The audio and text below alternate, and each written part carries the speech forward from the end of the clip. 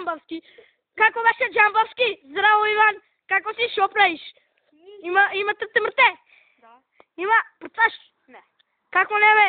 Абе не. Како, шо работиш? Збираш џубре? Не, само няма малку пари тука.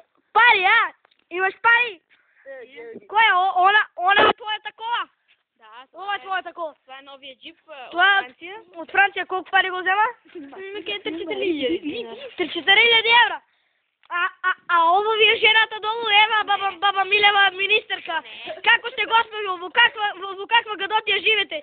Зарем не ме срам, имате пари министерка, да направите тука малце, за внуците малце, барем за внуците, вака за внуците. Не се смеете господи, па и заби сте ставиле, господи. Добро, па господи, не од да се дерам. Ова е нивната гаража, ова е нивната гаража, ова е нивната куќа, рефлектор има лук, има тракторче, има се и клепаци, има и метличка. Свашива, ја паницата држи в ръката, ако искаш да дадем малку да апнем тука, ако не, чао.